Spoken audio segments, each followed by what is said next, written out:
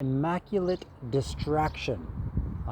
That is what the Bible doesn't say about abortion. Okay, nothing.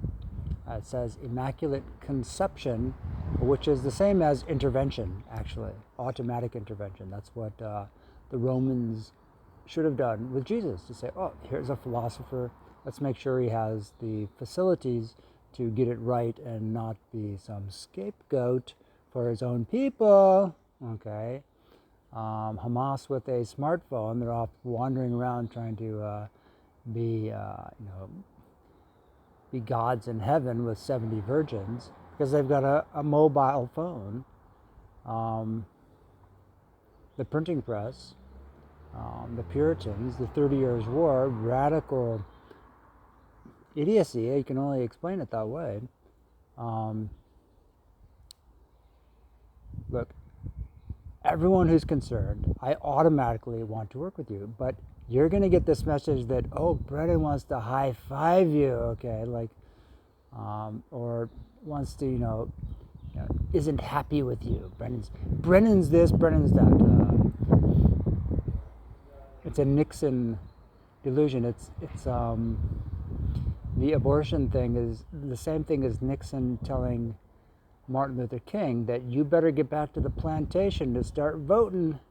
Because I read in the newspapers, oh boy, we need those votes. Get back there and start working. That's the delusion that the conservatives are very often consuming like jelly beans and taxation. Okay, it's that, and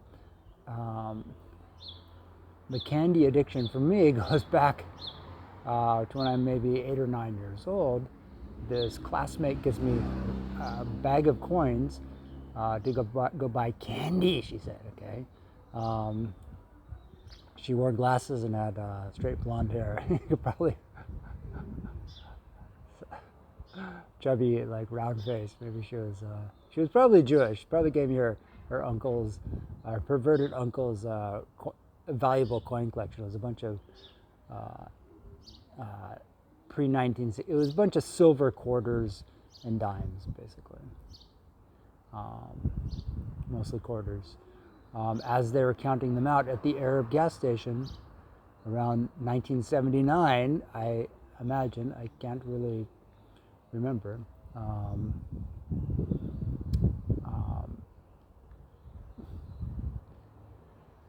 I noticed the last one was silver. Okay, so I was like, oh my God, those are, and I was giving them to the Arabs. There was at the other end of the street where I grew up, there was a Jewish American market, and they actually knew me and would talk to me through. The guys at the Arab gas station, the other place, was just a mom and pop's country store, no gas station. But the Arab gas station, which is a very familiar thing in America, they would just talk on their phones every time you'd go in there. They didn't want to actually be there. It's raining on me. Oh boy. And that's effectively Hamas with their mobile phones, whether they're getting on a bus and telling the non-Jewish children to get off the bus so they can just blow up the Jewish children, okay? Or me going to the Israeli consulate and them just staring at their computer again, or staring at the newspaper, or whatever it is the conservatives are doing. I think that's what Nixon was doing in 1957 when he told Martin Luther King, well, you got to get back there and get those votes. Forget the promised land, forget world peace, we're going for the votes. Because I read it on my smartphone newspaper. Ben Franklin said so. George Washington, it was all some act of desperation for Ben Franklin and George Washington and myself to escape from the Wild West, to have the eastward childhood. I didn't have that.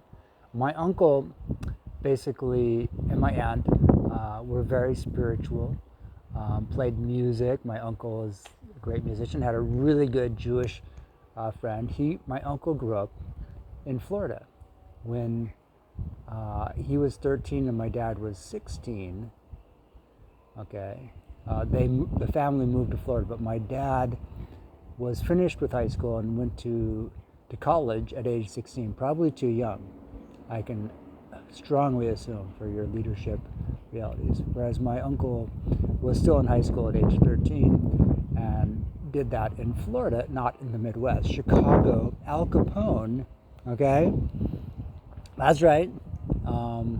If you want the FBI's opinion on anything and everything, that's right. That's about it right there, is Al Capone and Vino Mariani. I'm for sure, dude. Even though it didn't exist back then because it was just too cool, let me tell you.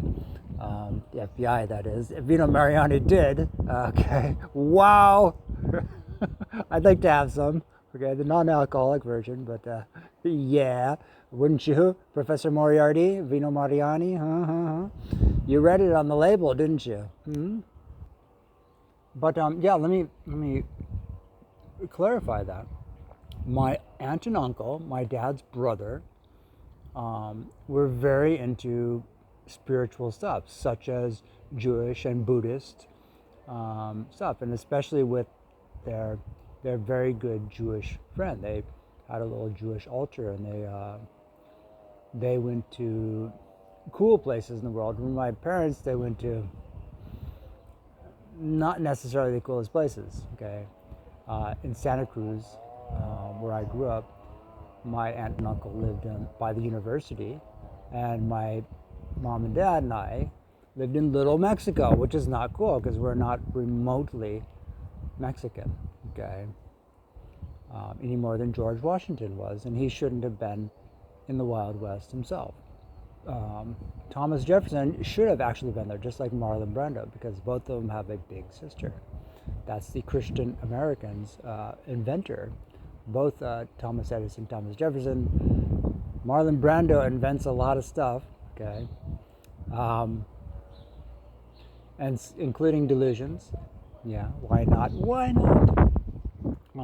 But yeah, my aunt and uncle were very into the Jewish thing. And I think that if they had gone to the Israeli consulate with me to talk about the kibbutz, that maybe they would say, well, maybe we should do something. And instead, everyone in the room just stood there like staring or something like that. Okay, I was probably the only one who was actually from from Northern California, or California period. The lady looked very European. She looked like Ursula von der Leyen. She's such a wonderful lady, you know. You're such a wonderful lady. The European Commissioner. That's how it's spelled, isn't it? And so, such a wonderful person that because it did nothing. Okay, we just stood there like we hadn't been to the East Coast, and we hadn't. None of us grew up there. My mom and dad and I. My uncle did. My aunt also did. They probably met in Florida. I don't know what the deal is. It's a good question. I might have to look at that. But they really liked that, and they would go to rational destinations. My dad, because he grew up in the Midwest, Al Capone, made it famous, so the FBI knows that for sure. And Bobby Fischer was born in Chicago, so there you go. That's a communist. Not a genius engineer problem solver, just a communist. That's right. And a Jewish guy with a little sister? No. Never happened, actually. Only the Holocaust, because Hitler claimed to have a big sister. He didn't mention his old world little sister, like Sigmund Freud and Einstein and Jonathan Swift and a whole lot of other less coy individuals. Okay, and in America, you have to have, if you're a Christian, white Christian American like George Washington or Thomas Jefferson, you have to have that big sister. If you're George Washington with the little sister, no, never happened. World peace? No. It was all a Hitler conspiracy to say, oh yes, George Washington, that's me. Okay? The scapegoat. All right? right? This is the reality that, and I have a large blank area in the 1800s. Even my own great grandfather, I don't know almost nothing about. I know that Abraham Lincoln had at least one big sister, I believe, if not two. I can't remember. And yet cocaine was invented like a year before he was elected, so it was probably pretty fashionable. Okay, as we covered that, didn't we? And that's how the Civil War happened, because drugs suddenly became available in the military. Oh my gosh, why don't I take the drugs and then I distribute them just like George Washington and his tobacco operations? Why not? That ship just came in from Peru. Come on, let's go. Or not, because there's spiritual pragmatism out there. So anyways, yeah, my aunt and uncle were they had like a little Jewish altar, I remember. Especially when before they had kids, and at the Sunday dinners, him and his very good friend, very Jewish friend, would play guitar and play these songs, and it was really a cool family experience. I think it's only because my uncle moved to Florida when he was 13, and my dad had already gone to college, so he didn't actually go to school on the East Coast, which a lot of people did.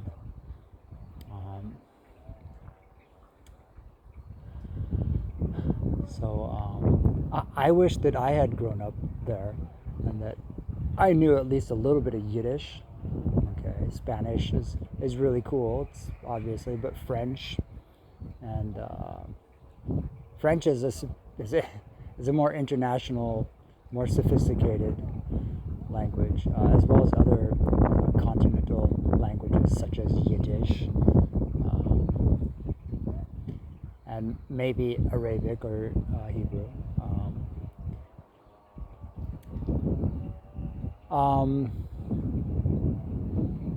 Because yeah, basically, if George Washington and Ben Franklin had gotten scholarships to go live in the old world and study with, advanced engineering focuses, science, say nothing of diplomatic, cultural relations, that they wouldn't have been scapegoats instead.